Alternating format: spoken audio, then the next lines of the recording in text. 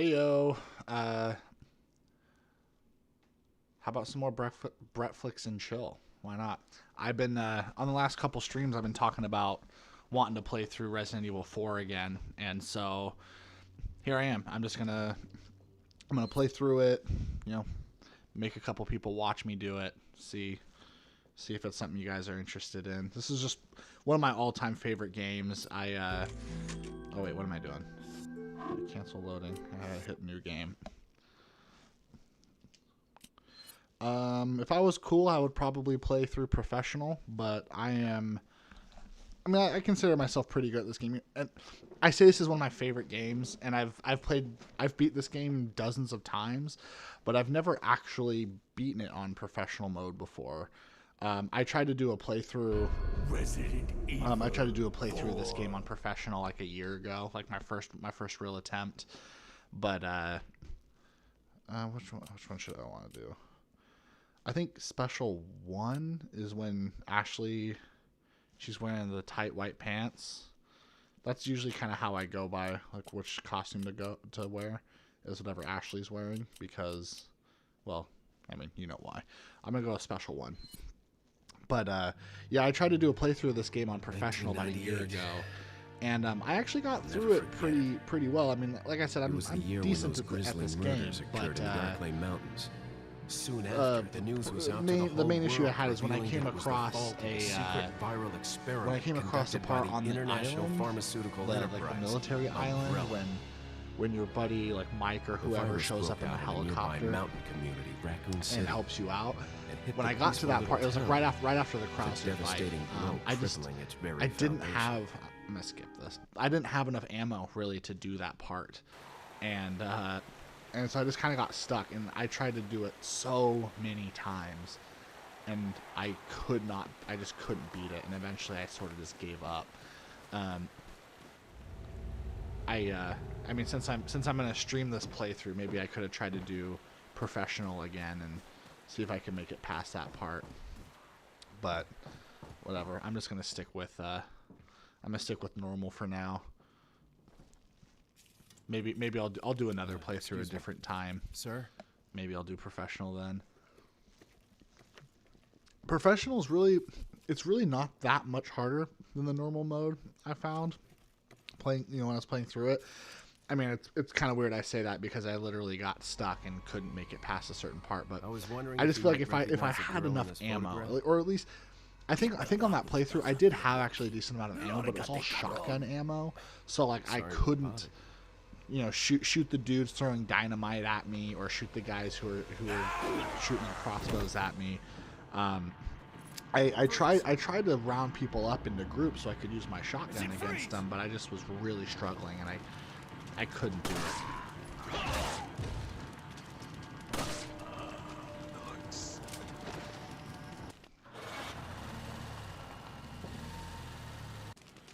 I'm skipping all the cutscenes. I don't think my two viewers are gonna mind that I'm skipping the cutscenes.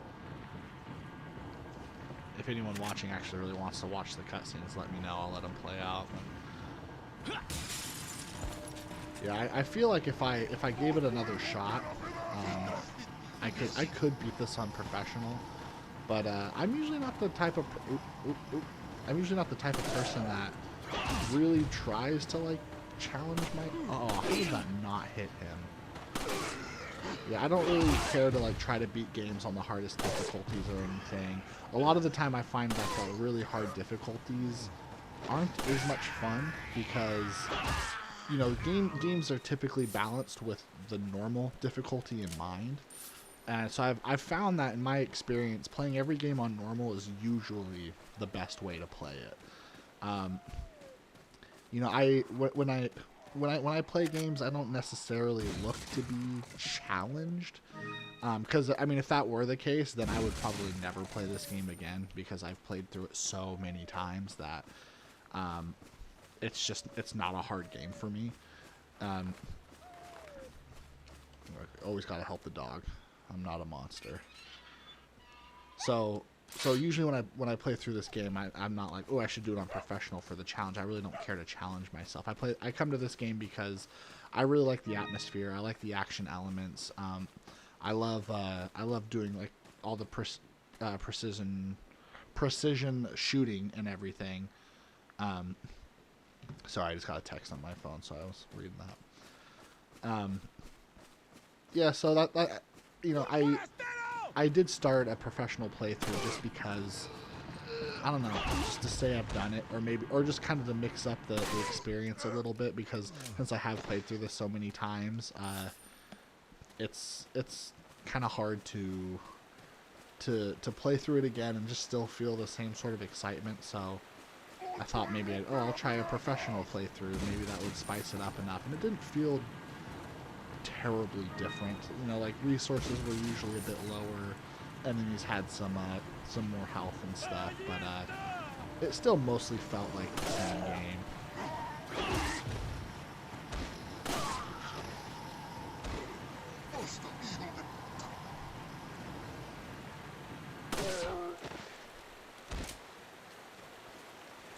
Yeah, so normal feels fine to me. The only thing I really, you know, I love this game to death. I think it's really great. The only thing, or maybe not the only thing I don't like about it. There's a lot about the game I don't really care for, but the main thing I don't like is just the fact that, I guess like with most games, is that the first playthrough will always be the best playthrough. It'll always be the one that's more special. There's always going to be surprises. You don't know what the bosses are going to be like, or what's waiting for you around each corner. You don't know optimal strategies. Like, the first playthrough is always the most special. In fact, I still remember the first time I played through this game. Oh, getting another text. Do we want to address this? Yeah, I still remember the first time I played through this game. I'll never forget my first playthrough of this game. And I just wish I could have that back, you know. Even just like the first several playthroughs of this game were just so exciting. Like, you know, coming across this village for the first time, and just how tense that was, and how hard this part was. Like, I mean, you're not even 10 minutes into the game, and you just get swarmed with dozens and dozens of villagers.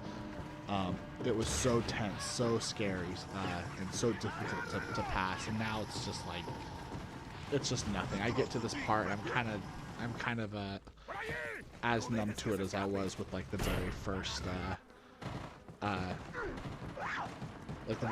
enemy interaction I had with the dude in the house, or the few that were outside of the house waiting for me. It's like, this part really isn't that hard. Maybe if I took a different sort of route, because there is a really good strategy for this part of the game.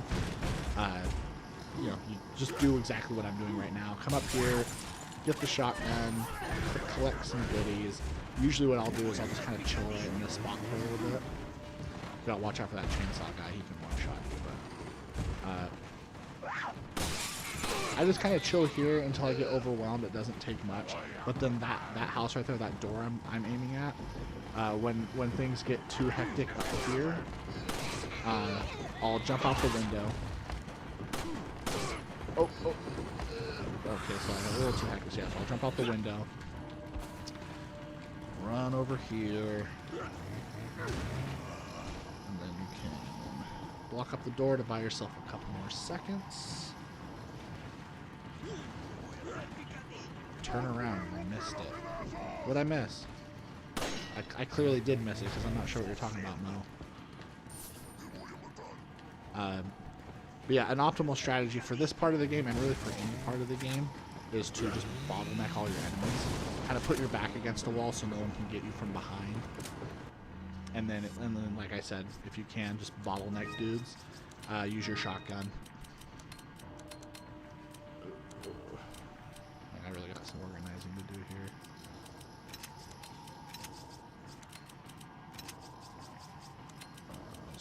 I'll put that right there for now.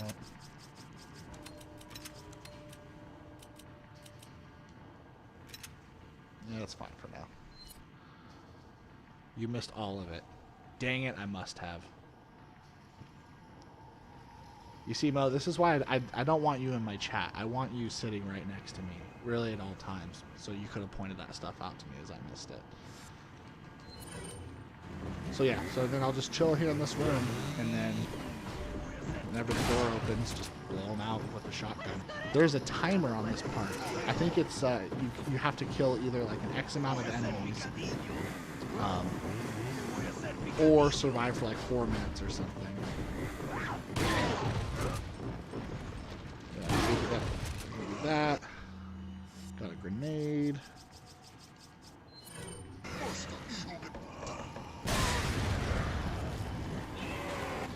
Nope. Yeah, that chainsaw guy will one-shot me.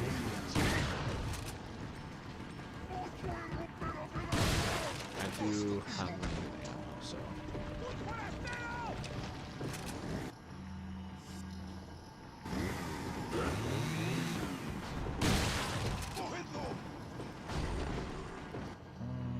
Actually, I'll do. Oops. Mo says, "You'd regret me being there. The paint in my bathroom is peeling off from the bad word I'm taking." Mo, you said a bad word. How could you? No, I am not surprised. You had some really bad gas earlier today. I was kind of impressed, honestly. Even for you, it was pretty special.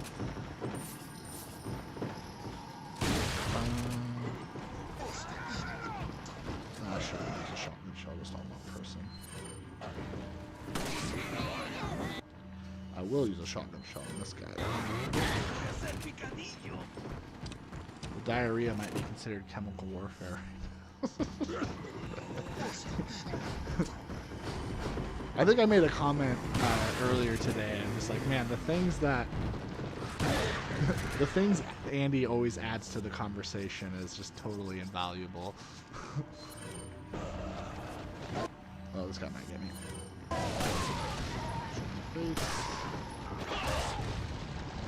Yeah, you don't want to miss the money that will drop from the chainsaw, dude. Because once the cutscene triggers after this part, I think. Oh no! Oh snap! No! Okay. I was gonna try to kick that guy. If you get into the kicking animation, you become invisible, or not invisible. You become invincible. I thought I was gonna be able to kick him before that woman would hit me. Come back here for safety. I'm gonna wait to heal. There is a yellow herb in this village, so if I can survive, and get that yellow herb. Ooh, that's good.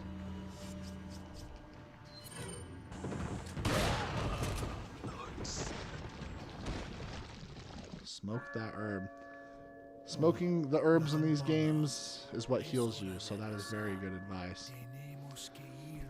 Yeah, the bell rings, everyone goes to play bingo. I don't know if they're actually playing bingo, that's at least what Leon says when he steps outside again. Where's everybody going? Bingo?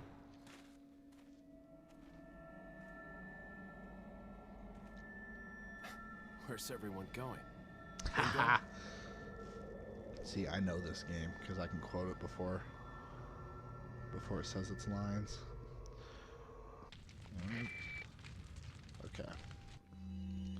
So then I'm just gonna clean up the village a little bit, pick up any goodies I haven't picked up yet.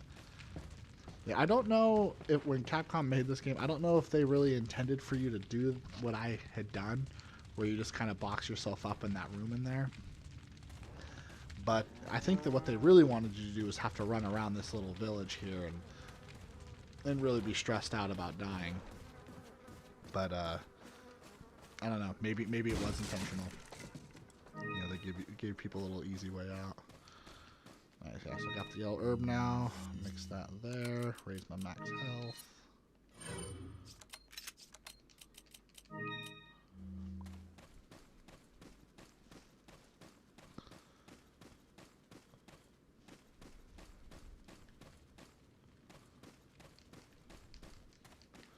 I remember when this game came out, you know, I say it's one of my favorite games, which is true, it definitely is, but it's not like I've been playing this game since it first came out, though. came out back in the day, and I did have a GameCube when this came out. This originally was a GameCube exclusive. Shortly after it came out on GameCube, and was like one of the most praised games ever made. There was also a PlayStation 2 release, but I didn't get to play this when it came out. But I really, really wanted to. All of the trailers looked awesome, and just the heaps of praise everyone was giving it just made me really want to play it. I remember X-Play. I watched X-Play a lot when I was a kid, and their review for this was just so cool, and just really sold it for me and wanted me to play it really bad. Made me want to play it really bad. But I never got to it. My dad, he didn't really like horror. He didn't let me watch like horror movies really, and he wouldn't buy me horror games. And it wasn't so much he didn't like violent games, because I remember my dad would play a lot of games on PC back in the day, and we'd play Serious Sam and Quake and Half-Life and Unreal Tournament, games that are very, very violent, and he didn't have an issue with that, but just like the horror thing, I think he didn't like. So like I never would have been able to play this when I was a kid, but I always wanted to, and I always thought about it. And then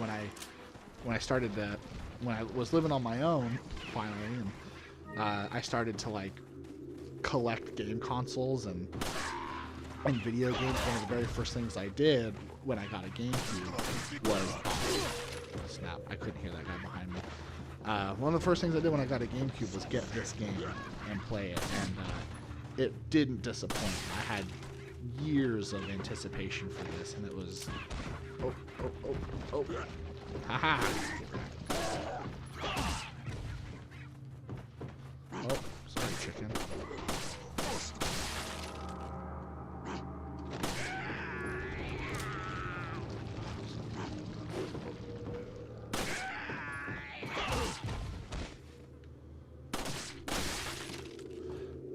And this game scared the crap out of me when I was playing. I mean, I was like 20 years old playing this in my apartment with the lights off, and I hardly even consider it like a horror game.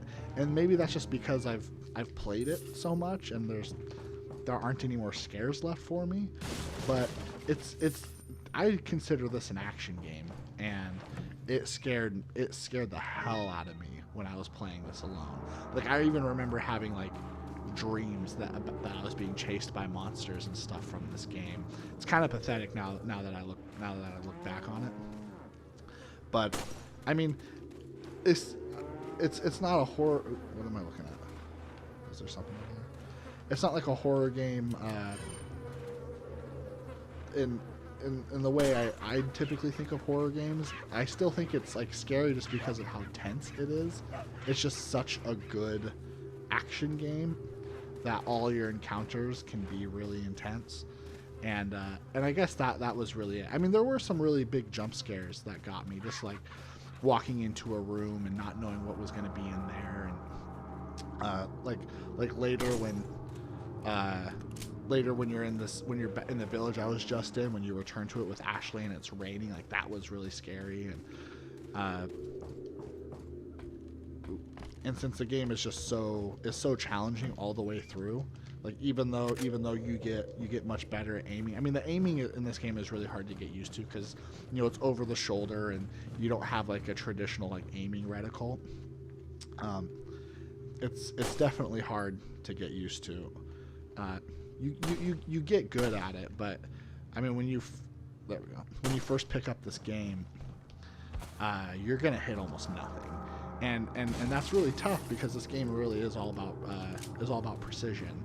You want to shoot enemies in the spots that will stun them and open you up for a melee attack. As you can tell, my preference is shooting things in the head, but it's also good to, like, you can shoot them in the knees if you drop people down to their knees, and you can follow it up with like I think a suplex and like some roundhouse kick thing. I like the head because it's more damage, and then you get to kick things, which is really cool. Here's a thing that also kind of blew my mind back when this game was like first releasing, was the quick time events, and here's the first one in this game. Smash the button as fast as I can. There we go. I had never really seen anything like that before this game came out. Was quick time events, and they incorporate them into some parts in the game, and they incorporate them into the cutscenes. And if you don't hit the right buttons at the right time, like, you literally can die during a cutscene, and that was such a cool thing. What am I? Oh, it's the bats flying around. Okay. Every time Neon looks at something, I'm afraid that there's gonna be like an enemy next to me.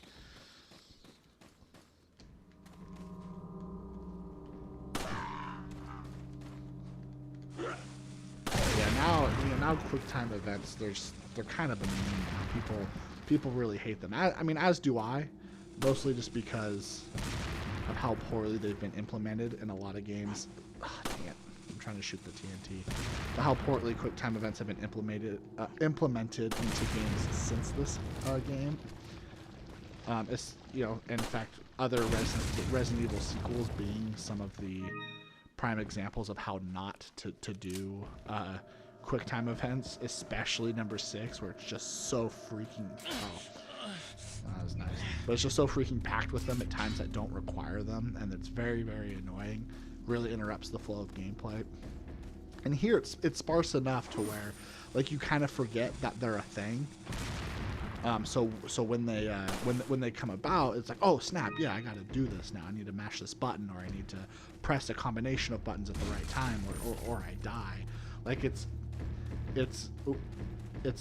sparse enough to where it doesn't get annoying, and it always kind of adds to some of the tension when they come back around. That guy really die in that one shot right there?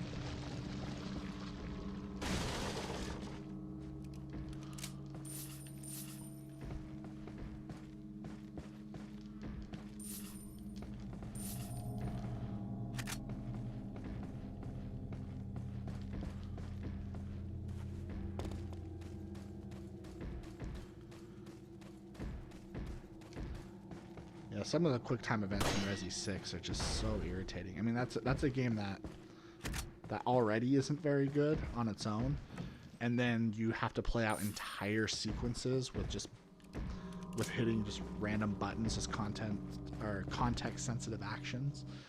I'll just overwrite this file. It doesn't really matter. Yeah, a lot of the time it feels like you're just interacting, or it feels like you're just watching a movie instead of playing a game.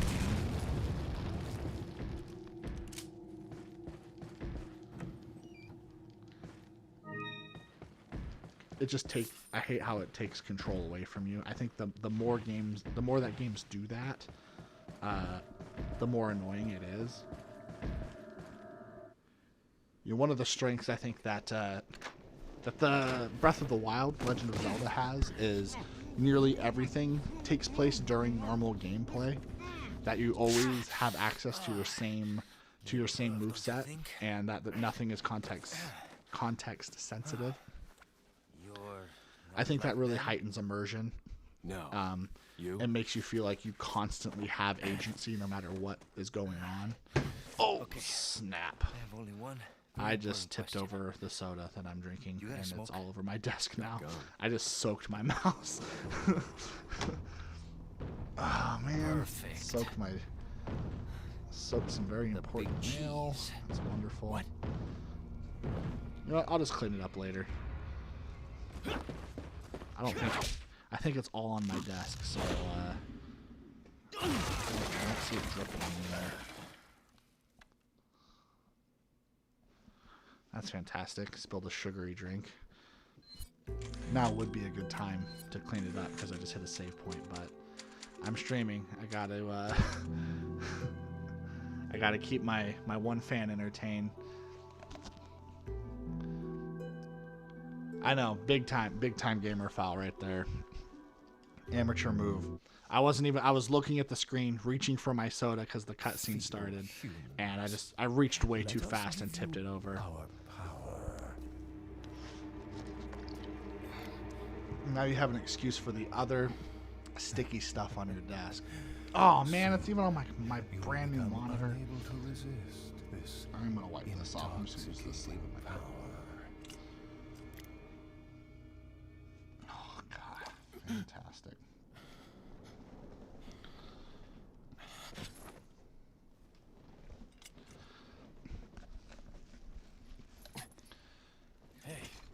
Hey, wake up. Yeah, at least that other sticky stuff you're talking about won't attract ants, though. Maybe I should make it to make it sweet. I don't know.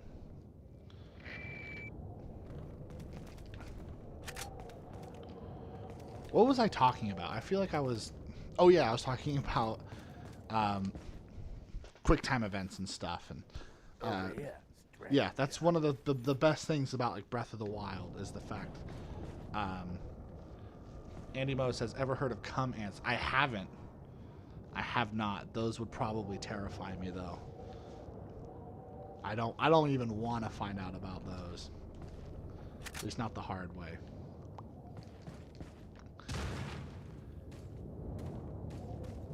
I also like that Breath of the Wild keeps the cutscenes to a minimum too. Pretty much tries to keep you in the gameplay as much as possible. There are a lot of games that people love that come out that I feel like I would like to try to play them. What are you selling? But I know that I would kind of hate them. Like I remember when like I want to try the Last of Us games. Those seem kind of interesting. One, like the first one, I just know it's a really loved game. And as far as like story-based games go, it's like one of the most revered. And the second one I want to try just because of the controversy. It's just how much people hated it. That really makes me want to try to play it and see what I think of it. But every time I watch like gameplay of it, I see too many instances where you're playing the game and what are you buying? You come across you're playing a game and then control is taken away from you because it now has to do like a set piece, and that just seems so incredibly irritating. Like you're running along and then suddenly like your character gets knocked over or something and then has to like crawl under a thing, and like you're not even really controlling it at that point. Maybe you're holding up with one of the joysticks, but like at most that's it. You're not even playing the game, and all the gameplay footage I've seen, that seems like every single thing that, or every like set piece you go through, there's something like that in it. I should definitely buy this. Thank you. And that would just drive me absolutely nuts. Like I'm just trying to play the freaking game, and it's like I might as well just be watching a movie at that point. So there are a lot of games out there, like a lot of the games Naughty Dog's been making lately, that are like that, and I hate that kind of I hate that sort of design philosophy in games. I think that the game should never take control away from you, and should try to do as little in cutscenes as possible. There's a great YouTuber that, maybe even my favorite YouTuber of all time, named Matthew Matosis. Excellent game critic, very very insightful. He has a full playthrough commentary video he did on the first Dark Souls game, and in that he talks about how Dark Souls 1 has like very few cutscenes and like nothing that stops the gameplay like that, and how big of a strength that is for that game. How like if you take like kind of a specific route, you literally could play like 6 hours of that game or something. Like, I mean, an insane amount of time, a large bulk of that game, without ever coming across a single cutscene. And I think that's extremely commendable, and that's one of the things that makes that game feel so immersive. And it's just kind of a trend in games now where, and this is, and I'm reiterating everything Matthew Matosis says in this video, where we are, where we're kind of conditioned to think now that moments that happen in cutscenes are supposed to be, they're supposed to be more important than moments that happen in gameplay, but because of the very interactive nature of video games, it should be the exact opposite. And you know, like our gaming behavior doesn't really reflect that, even though the developing or the devs kind of treat cutscenes as the important part, even though, like I mentioned, like our gaming behavior doesn't reflect that, because like what happens when a cutscene starts is that's when you reach for your soda and dump it all over your desk. That's when you just do anything else. That's when you check your phone for text messages, or that's when you I don't know, you usually check out during cutscenes, and so they always save important parts for cutscenes, and they shouldn't, you know, they should try to resist that as much as possible.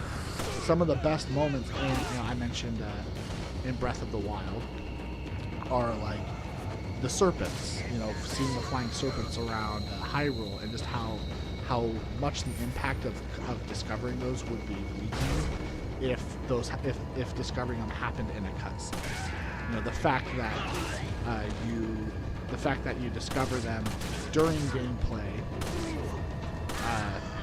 and with your full moveset is what makes that such an impactful moment. And I totally agree that that's one of the what could I have done to avoid that? And I totally agree that that is one of the best strengths of. I don't want to use up all my fancy heals right now. One of the best strengths of Dark Souls is that. It's kind of like what Matthew Matosa said. You really, I mean, if anything that I'm talking about interests you at all, you have to go over to his channel and watch some of his stuff. Because, like I said, I'm just reiterating the things that he talked about, mostly in that commentary. But that he's also very consistent on a lot of his points and mentions stuff like that in other videos he's done. Like he has a video on Breath of the Wild, and that's one of the things he praises about that game in that video.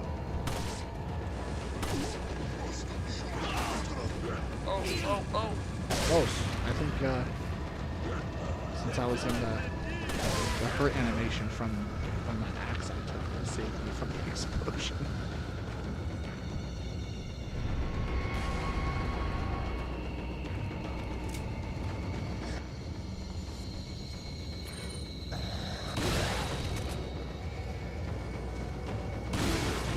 Yeah, this is another one of those instances right here where you can kind of achieve this entire section of the game by just bottlenecking all of the enemies in this corridor here, and just using your shotgun, using grenades, whatever you have.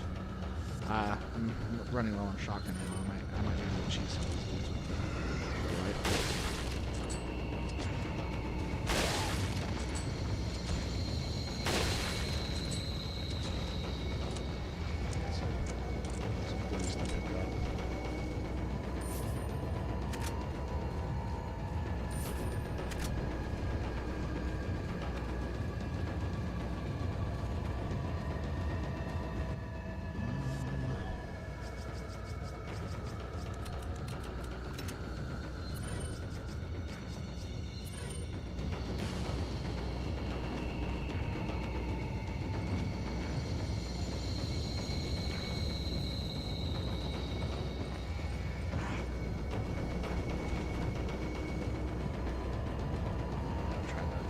Most of the people there's still dudes alive because I can still hear the action music.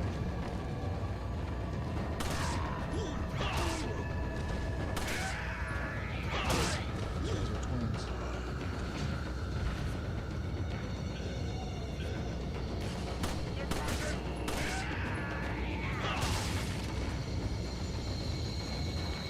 I don't know if it'd be worth it to use a grenade right here.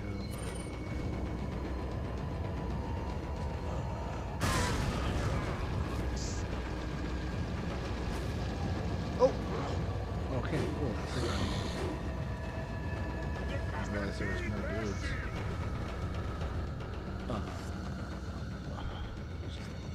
Stuff, I guess.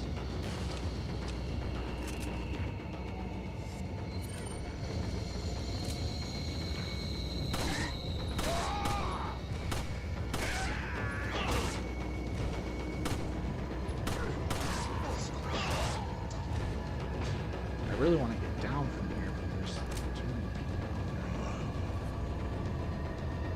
there.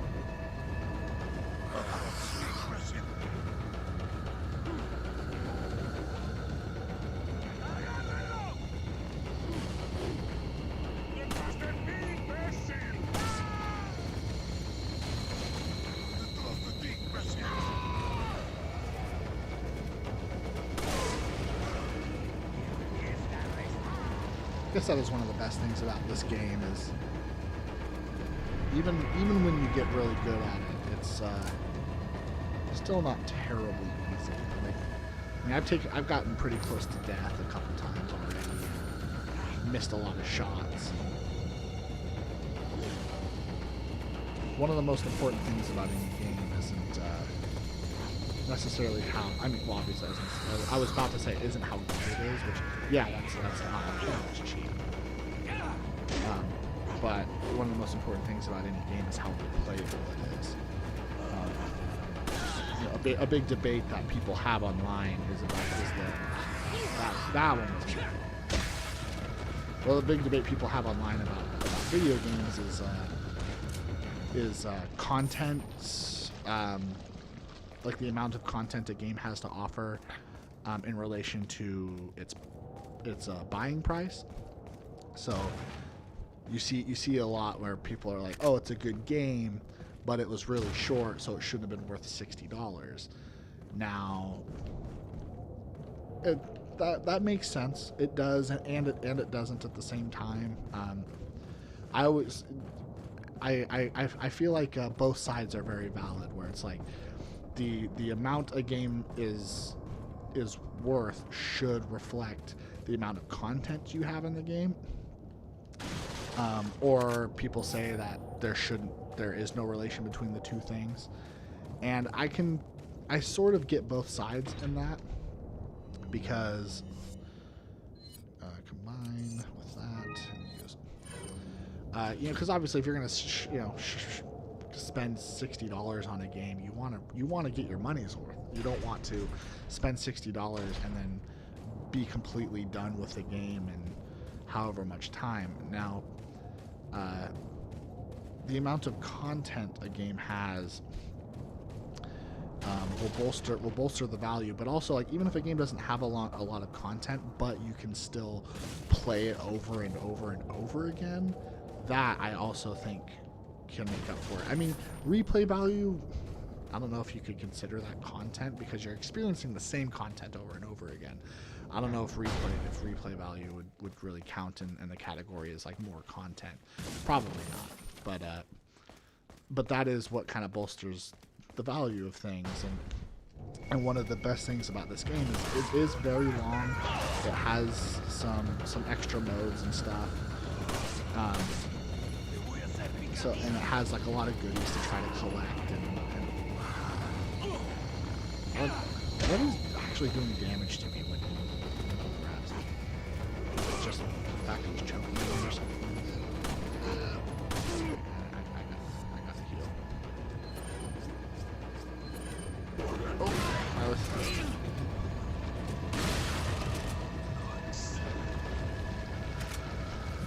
So yeah, I mean, a great thing about this game is it has a decent amount of content. Like, it has extra modes and everything. And the length of the game is also pretty good. I mean, I don't remember how long it took me to beat this game on my first playthrough. It took a really long time, especially compared to how long it takes me to beat the game now. Like, now I could probably beat this game in 5 or 6 hours, and that's just an estimate. Maybe it's longer, maybe it's shorter.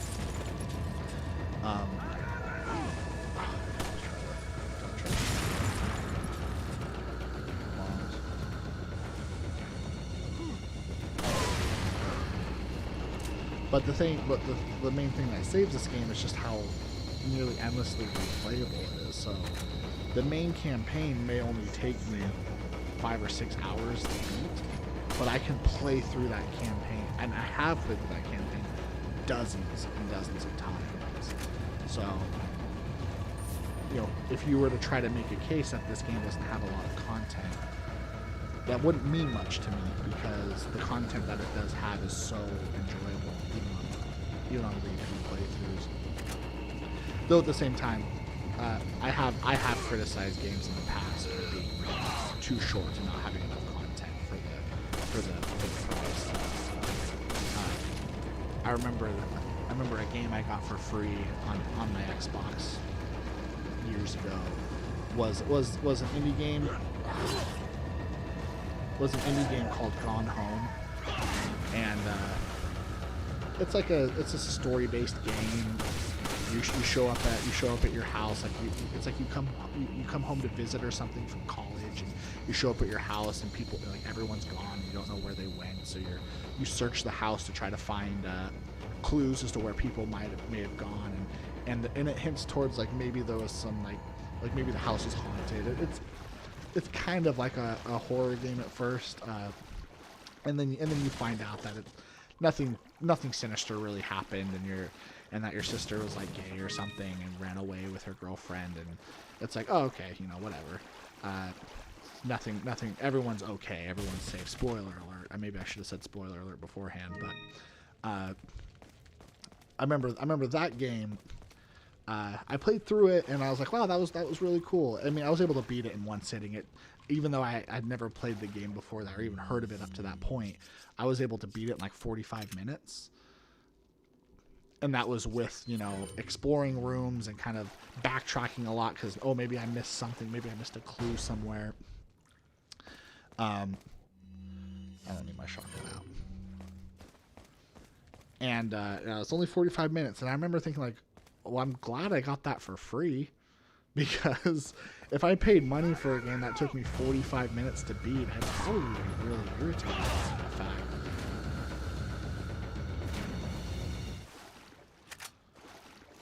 I've done a couple goodies down here, and I want to get that big fish.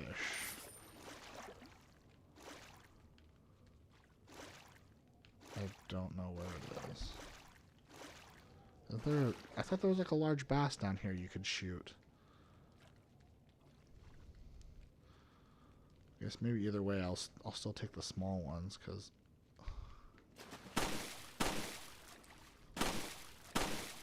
there we go. Just so I can get some heels. There we go. I looked up just to kind of finish my point from before. I beat that game once, and you find out like where you basically need to go to finish it. It's like the secret passage in the house. The game's really well designed, because you look all over the house, and just by the environmental clues that it leaves, it guides you to find, like, oh, I should check this room, or I should go back to the living room, and eventually you discover this secret passageway somewhere in the house. And once you complete the game and you start it over again, and you can just know exactly where you're supposed to go, and you can go right to that spot and finish the game in like minutes. And so that is a game that I criticize, because it's like, wait, I think I wanted to.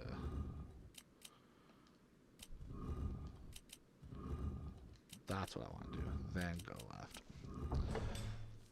Yeah, I criticize that game because playing through it once was cool, but it took about an hour, and then there's really no reason to ever play it again. I looked up like the original price of it, because like I said, I got it for free, so I'm not that butthurt about it. But if I had bought the game, I'd probably feel a little differently, because the price was like $20. It's like, dang, that's a lot of money for 1 hour of fun. And I could. Why didn't I trigger the cutscene? Did I not grab? Oh, I just grabbed the thing. Oh, I didn't grab this key. I grabbed the thing from the other drawer. And now I'll trigger the cutscene. But sorry. But yeah, that's an instance where I definitely think like that game was not worth the money for the content. Good game. I think it is really good. It's very atmospheric, and it's creepy going around the house. And I remember a couple times like not wanting to go into a room because I was kind of scared of what was waiting for me in that room and what I was gonna find. But still a good game. Something like I would recommend people to play, but only if you can kind of get it for free, because that's just a lot of money. I mean, you could spend $20. You could wait for a Steam sale and spend $20 on a game and get so much more out of it. I mean, game I'm playing right now, Resident Evil 4, I'm sure is $20. Might even be just standard on Steam. I don't know. I'm playing on the Switch right now, and I think I paid freaking like $40 for it here. But, save that money for a game like this and get significantly more out of it. So, I don't know.